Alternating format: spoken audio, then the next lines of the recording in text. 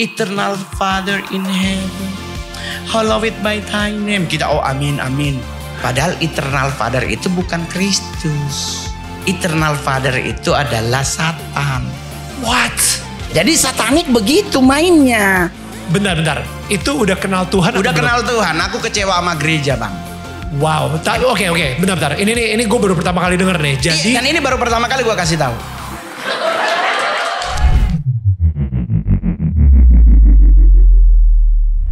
Saya ngelihat bagaimanapun mungkin buat semua tetangga yang lagi ada di sini yang lagi nonton, bagaimanapun permulaan hidup kalian, seperti apa sulitnya, itu tidak menentukan masa depan kalian. Betul. Sama seperti yang Mongol sekarang ini ada gitu. Karena kita bisa lihat, kalau misalnya menurut keluarga lu itu ya paling tinggi ya jadi security di Jumbo itu gitu. Iya. Nah, Bang masih bagus dikutuk jadi security. Saya tuh sampai dibilang nanti nggak jadi sama dengan apa mama. Berarti kan gue mati muda dong kalau sama dengan mak gue. Dipasung Mamaku juga. meninggalnya usia 26 tahun, Bang. Dengan kondisi gue ditinggal nggak punya orang tua dan gue nggak mendapatkan kasih sayang orang tua. Di saat gue ketemu bule dan dia sangat welcome ke Mongol, and then dia ngomong join with us, is everything I can do. Karena gue ketemu orang yang sangat care. Gue ke gereja, orang ngelihat gue atas bawah. Tapi di saat gue ketemu orang bule, dia gak lihat gue atas bawah. Dia welcome. Jadi gue selalu bilang, ini yang gue selalu bilang ke pemuka agama. Jangan lihat ke orang. Tapi kalau lu punya hati untuk pingin mendidik orang, doing lah. Apalagi kayak saya di gereja gitu. Dulu kalau setiap kali mau ke gereja, saya duduk ditemenin pendoa di belakang. Gue jadi kayak tertekan. Ini ngapain sih? Oh dia kan mantan anak satanik. Takutnya nanti bikin kacau gereja. Ini kan menurut Mongol nih cetek imanmu. Anak gereja setan kalau sampai duduk di ibadah gereja. Dan gereja gak akan. Gereja sampai tidak tahu, menerima. Ya. Berarti kekuatanmu gak ada.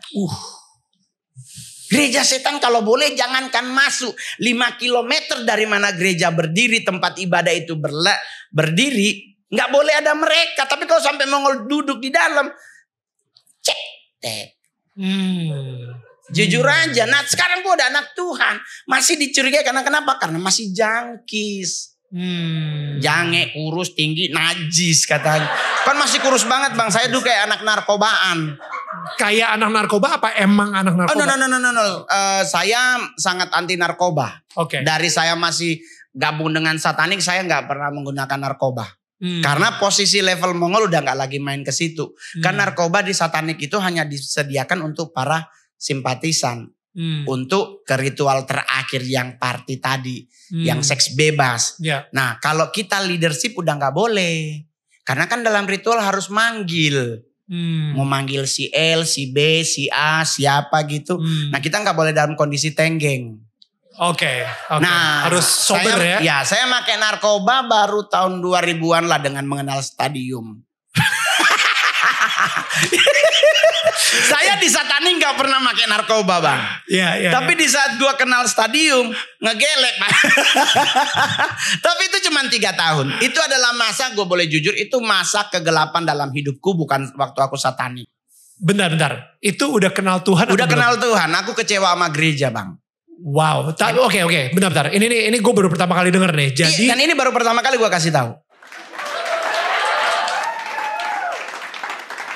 So berarti ini kondisinya udah keluar dari gereja Saya setan? keluar dari Church of Satan itu tahun 97. Oke. 99 saya baru bisa menerima Yesus Kristus sebagai Tuhan, Juru Selamat dan Raja. Oke. Saya ke Jakarta 2000-an. Nah jadi kembali lagi ya. Gue masih pertama gini. Apa yang nge-trigger Mongol bisa keluar dari gereja setan? Padahal di situ posisi sudah jadi jenderal, sudah mendapat kenikmatan yang begitu banyak sebagai jenderal. Dan kenapa yang trigger Mongol tadinya kan yang bawa masuk adalah bule relationship. Ada bule datang, dia kebetulan adalah salah satu member dari gereja setan. Nah saya bertobatnya itu bukan karena ketemu pendeta. Karena apa? Jadi pas ada annual meetingnya satanik, Ya. Mongol tuh kayak ya itu udah waktu Tuhan. Itu udah kasih karunia Tuhan tuh berlaku buat Mongol. Gimana? Gue penasaran. Kebuka kita kan ada kertas HVS buat nulis-nulis. Terus ada beberapa makalah yang cuman boleh pihak pemimpin utama. Nah, Mongol tuh waktu itu nggak sadar tuh kebuka tuh Kak. Makalahnya itu. If you die, you not go to heaven but go to hell. Oke. Nah itu kan gue kaget, maksudnya. Lah kan udah jelas, lo satanik ya pasti ke hell lah. Nggak pernah diajarin di satanik kalau kita ke neraka. Coba cek, semua agama penyembah setan dibilang nggak kalau kita masuk neraka? Hanya agama Kristen dan Islam yang paling menekankan tentang kehidupan setelah kematian kita. Jika kita berbuat baik kita akan masuk surga, jika kita berbuat jahat kita akan ke neraka. Di gereja dihotbahin. Nah di saat kalimat itu keluar, di saat yang bersamaan keluar ada buku rohani Mary Catherine Baxter kalau nggak salah tentang neraka. Nah dari situlah Mongol mulai agak mut-mut. Deg-degan tuh. Iya. Nah pas 14 Februari itu Mongol lagi ada mau ke sebuah mall gitu di Manado, itu ada pendeta. Ada Ibu Indri Gautama.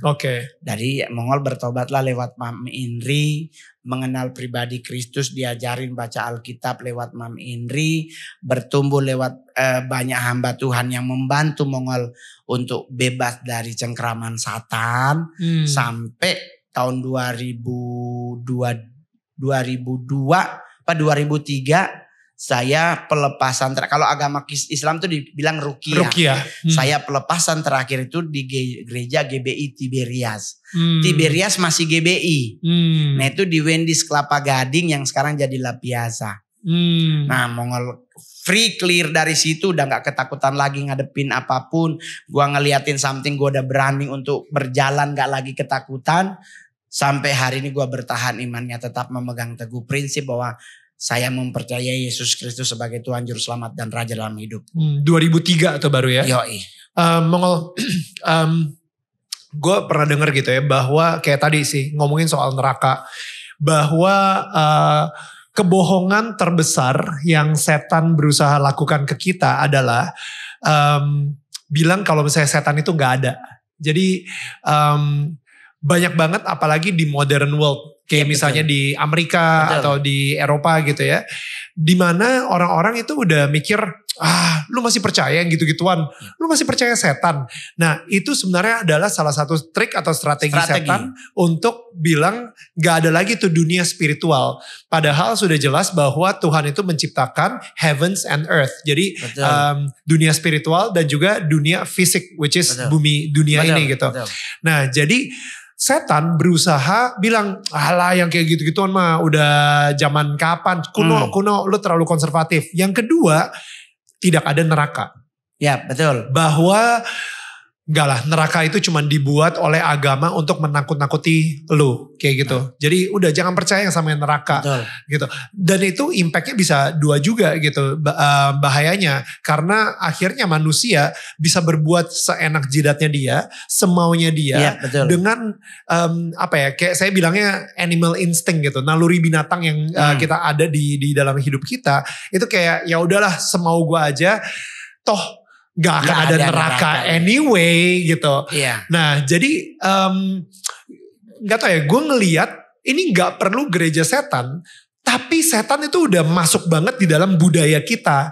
Di budaya sekarang, budaya modern kita ini yang sepertinya yang namanya spiritual tuh udah terlalu kuno.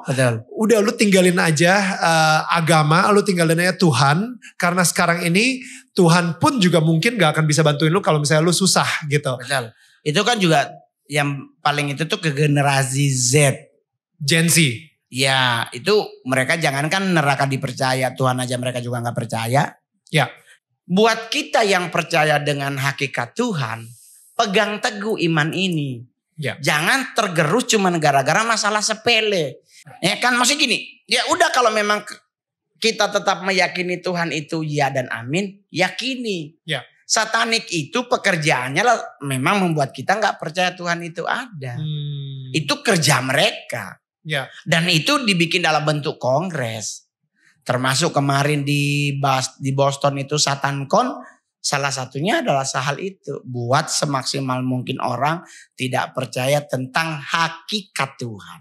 Wow. Bukan cuma tidak percaya Tuhan, hakikatnya juga jangan sampai artinya dipercaya. Apa tuh hakikat Tuhan? Kalau hakikat itu tentang apa? Tentang diri pribadinya, pengajarannya, tentang everythingnya. Kalau cuma tidak percaya Tuhan ya bisa aja kita nggak percaya. Tapi kan kalau semua elemen yang mendasari Tuhan tidak dipercaya ya sama aja.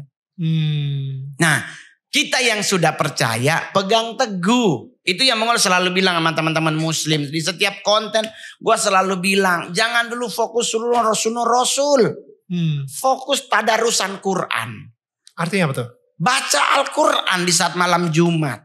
Wow. Dari jam 10 malam lu mau sunnah Rasul setengah 12. Baca Quran, lu hatamin Quran. Di saat ada hal yang tidak sesuai dengan Quran, lu bisa berdiri teguh karena lu udah ada backupan. Sama juga dengan kita Kristen. Baca Alkitab, rajin baca. Karena firman itu gak mungkin berlalu dengan sia-sia. Otomatis kayak saya pribadi 18 kali gue baca Alkitab sampai hari ini. 18 kali? Yoi. 18 kali dari 2005. Sebelum dari gereja Tuhan. Sebelum dari gereja Tuhan? Iya. Di gereja setan gue juga baca Alkitab. Loh. Kepala saya sakit. Sorry bro. Kami di gereja setan kan punya tugas. Apa tuh? Untuk bagaimana caranya membuat kalian tidak yakin dengan Tuhanmu.